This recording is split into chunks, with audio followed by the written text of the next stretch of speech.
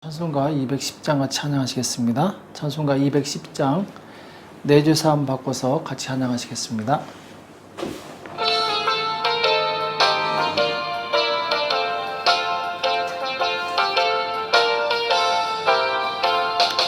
내주사함 바꿔서 예수를 안 뒤 나의 모든 것 다 변했네. 지금 나의 가는 길 천국길이요 주의 피로 내 죄를 씻었네. 나의 모든 것 변하고 그 피로 구속 받았네. 하나님은 나의 구원 되시오니 내게 정죄하먹겠네. 주님 밝은 빛에서 어둠에 지고 나의 모든 것 다 변했네. 지금 내가 주 앞에 온전케 됨은 주의 공로를 의지함일세. 나의 모든 것 변하고 그 피로 구속 받았네. 하나님은 나의 구원 되시오니 내게 정죄하먹겠네. 내게 성령 임하고 그 크신 사랑 나의 맘에 가득 채우며 모든 공포 내게서 물리치시니 내 맘 항상 주 안에 있도다. 나의 모든 것 변하고 그 피로 구속 받았네. 하나님은 나의 구원 되시오니 내게 정죄하먹겠네.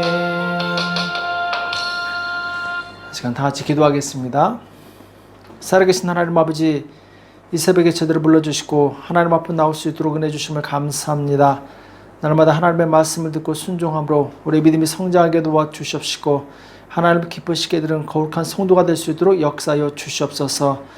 이 새벽에도 우리에게 주시는 말씀을 듣기 원하오니 주는 말씀하여 주시옵시고 깨닫는 은혜가 있도록 도와주시옵소서.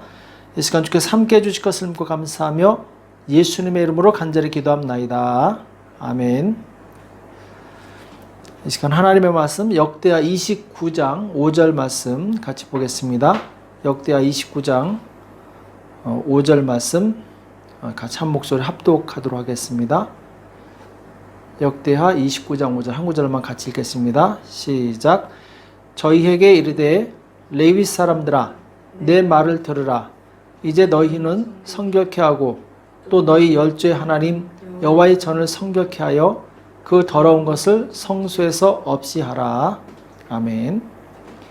히스기야의 성전 정화 운동, 히스기야의 성전 정화 운동이란 제목으로 같이 말씀을 나누겠습니다.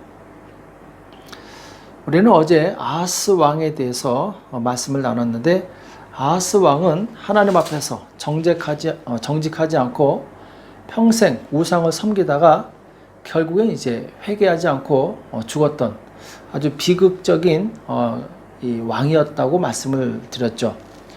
자, 그런데 오늘 그 아하스의 아들 히스기야 왕은 평생 하나님 앞에서 정직하게 살았던 사람이라고 성경은 말씀하고 있습니다. 그러니까 아버지하고 전혀 반대죠. 자, 악한 아버지 밑에서 선한 이 아들이 나왔습니다.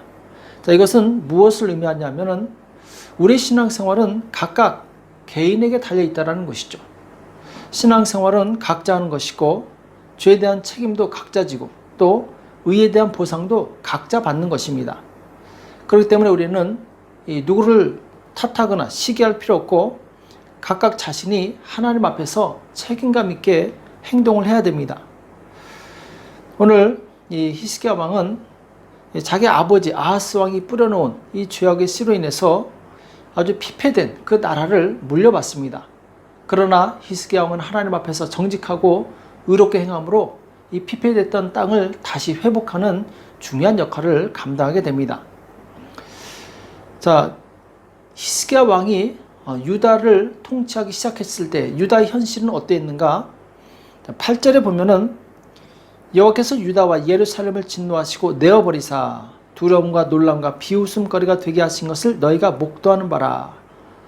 자기 아버지 아하스로 인해서 유다는 이 큰 두려움과 이 놀람과 비웃음거리가 됐다 이렇게 말씀하고 있죠. 그리고 9절에 보면은 이로 인하여 우리의 열조가 칼에 엎드러지며 우리의 자녀와 아내가 사로잡혔느니라.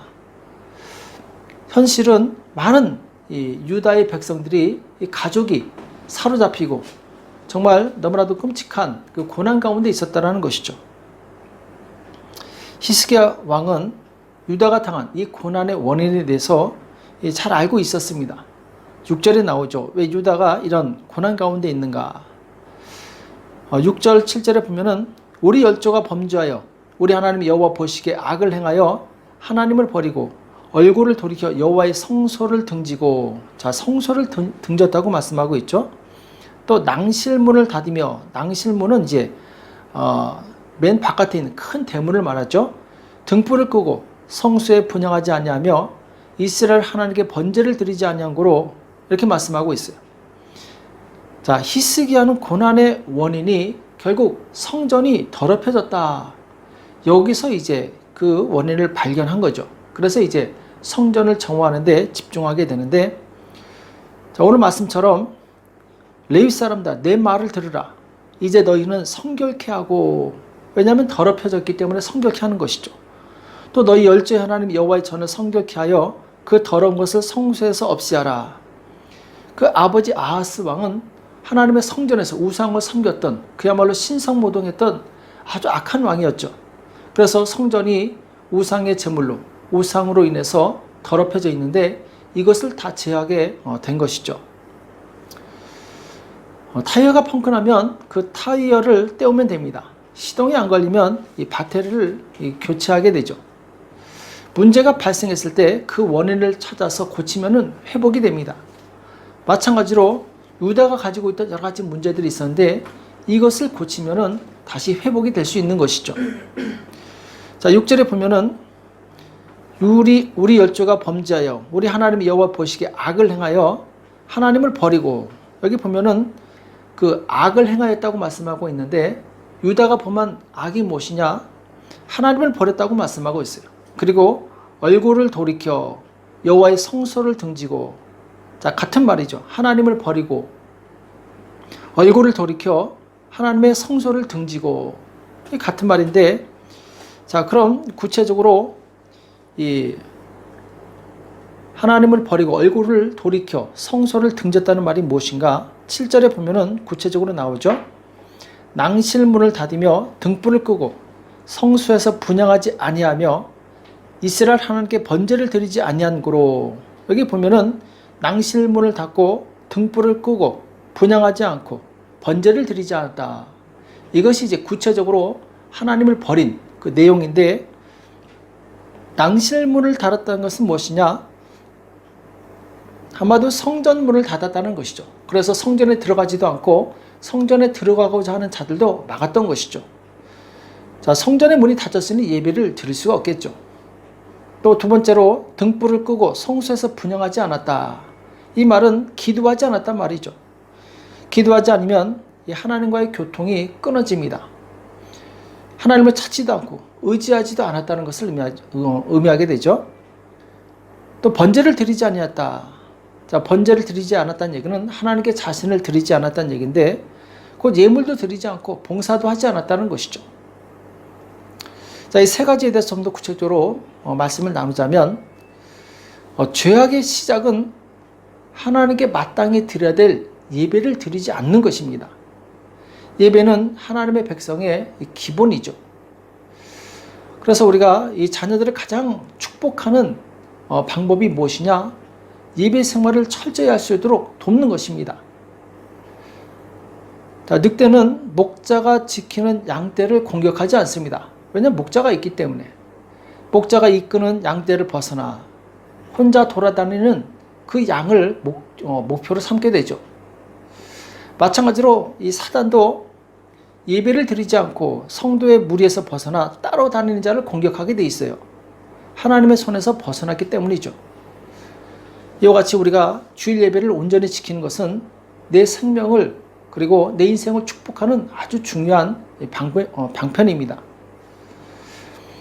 그래서 우리는 예배 생활에 충실해야 될 줄을 믿습니다.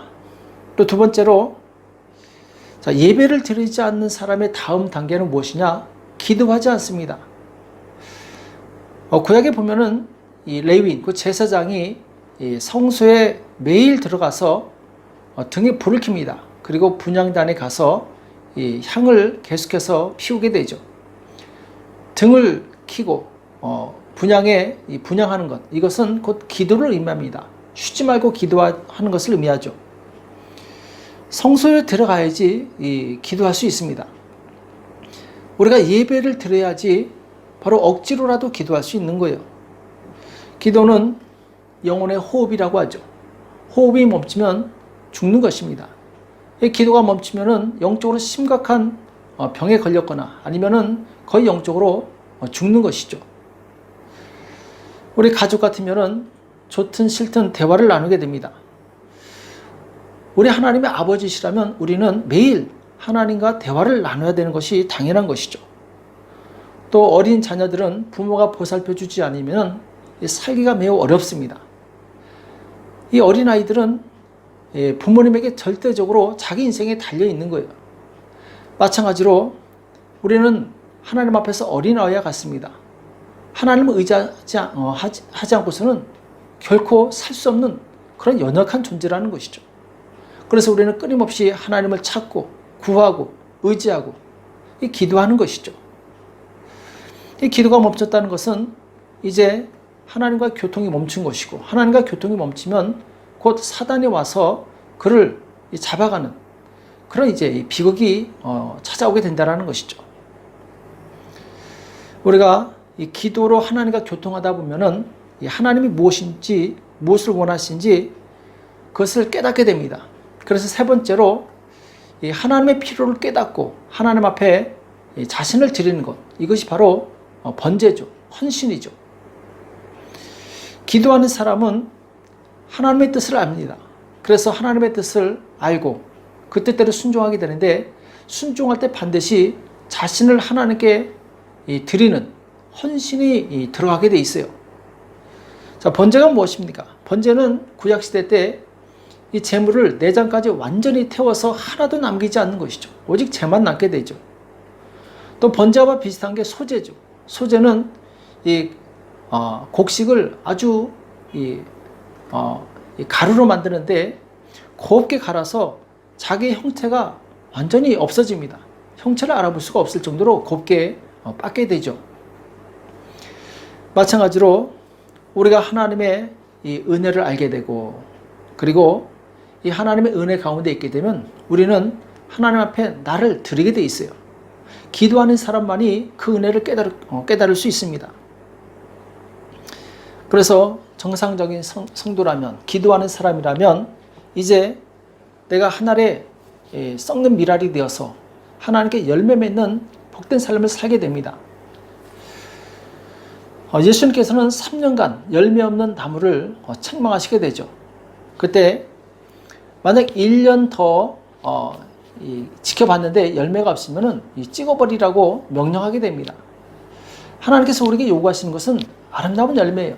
하나님께서 기뻐하시는 열매인데, 자, 이 열매는 우리가 하나님 앞에 헌신하고 나를 드렸을 때 바로 생겨날 수 있는 것이죠. 그래서 우리가 신앙생활을 한 지 오래됐는데 좋은 열매가 맺혀지지 않았다면 우리는 다시 한번 회개하고 하나님 앞에 좋은 열매를 맺을 수 있도록 이 자신을 정비해야 될 줄을 믿습니다. 그래서 오늘 히스기야가 잘못된 것을 바로잡고 성전을 정화시켰을 때 다시 형통의 복이 찾아오는 것을 보게 되는데, 역대하 31장 20절 21절에 보면은 히스기야가 온 유다에 이같이 행하되 그 하나님 여호와 보시기에 선과 정의와 진실함으로 행하였으니 무릇 그 행하는 모든 일 곧 하나님의 전에 수송되는 일에나 율법에나 계명에나 그 하나님을 구하고 일심으로 행하여 형통하였더라. 형통하였더라, 이렇게 말씀하고 있어요. 자, 아버지 아하스 왕 때는 완전히 나라가 망해버립니다. 적들이 쳐들어와서 무너뜨리고 포로로 잡아가고 재물을 뺏어가고 그야말로 이 유다 땅이 초토화가 되었어요. 자, 그런데 히스기야가 성전을 정화하고 하나님께 돌아오니까 기도하니까 하나님께서 다시 형통의 복을 허락하셨던 것이죠. 히스기야처럼 우리가 일으켜야 될 이 시대의 성전 정화 운동은 무엇인가? 자, 히스기야가 성전을 정화시켰다면, 눈에 보이는 성전을 정화시켰다면 이 시대 우리는 눈에 보이지 않는 우리 마음의 성전을 정화시켜야 될 줄로 믿습니다. 고린도전서 3장 16절과 17절에 보면은 너희가 하나님의 성전인 것과 하나님의 성령이 너희 안에 거하시는 것을 알지 못하느냐. 누구든지 하나님의 성전을 더럽히면 하나님이 그 사람을 멸하시리라. 하나님의 성전은 거룩하니 너희도 그러하니라. 이렇게 말씀하고 있어요. 곧 우리 마음이 하나님의 성전이라고 말씀하고 있습니다. 우리는 성전된 내 몸을 죄악으로부터 지켜야 될 줄로 믿습니다. 그것은 나의 책임이에요. 내가 지켜야 될 나의 몫이라는 것이죠. 그래서 내가 만약 죄악으로부터 내 성전된 이 마음을 지키지 못하면 망하는 길로 갈 수밖에 없어요. 그러나 지키면 히스기야 왕처럼 형통한 인생을 살게 되는 것이죠. 그래서 에스겔서 18장 26절에 보면은 만일 의인이 그 의를 떠나 죄악을 행하고 인하여 죽으면 그 행한 죄악으로 인하여 죽는 것이요. 자, 의인이었다 할지라도 그가 나중에 하나님을 버리고 떠나서 악한 행동을 했다면 그 악 때문에 죽는다고 말씀하고 있죠. 또 27절에 보면은 만일 악인이 그 행한 악을 떠나 법과 의를 행하면 그 영혼은 보전하리라. 그가 비록 처음에 악한 자였을지라도 하나님 앞에 회개하고 다시 의를 행하면 하나님께서는 그 의를 인해서 그 사람에게 복을 주신다고 말씀하고 있어요. 그래서 28절에 보면은 그가 스스로 헤아리고 그 행한 모든 죄악에서 돌이켜 떠났으니 정녕 살고 죽지 아니하리라. 여기 보면 스스로 헤아리고 자기 스스로 판단하고 깨닫는다는 것이죠.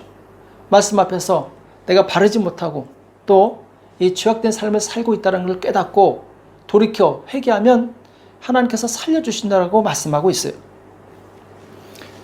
또 30절에 보면은 나 주 여호와가 말하노라. 이스라엘 족속아, 내가 너희 각 사람의 행한 대로 공문할지라.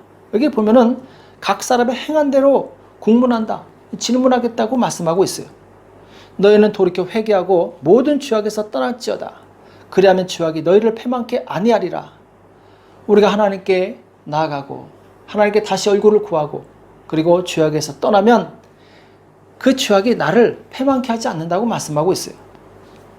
너희는 범한 모든 죄악을 버리고 마음과 영을 새롭게 할지어다. 이스라엘 족속아, 너희가 어찌하여 죽고자 하느냐. 자, 하나님께서는 우리가 살고 이 죽지 않는 것을 원하십니다. 자, 그런데 문제는 나에게 달려있다라는 거예요. 하나님께서 너희가 어찌하여 죽고자 하느냐 이렇게 말씀하고 있는데 이 말씀은 내가 성전된 내 마음을 거룩하게 하고 또 더럽히는 것은 나한테 달려있다라는 것이죠. 나의 책임이라고 말씀하고 있는 것이죠. 나 주 여호와가 말하노라. 죽는 자의 죽는 것은 내가 기뻐하지 아니하노니 너희는 스스로 돌이키고 살지니라.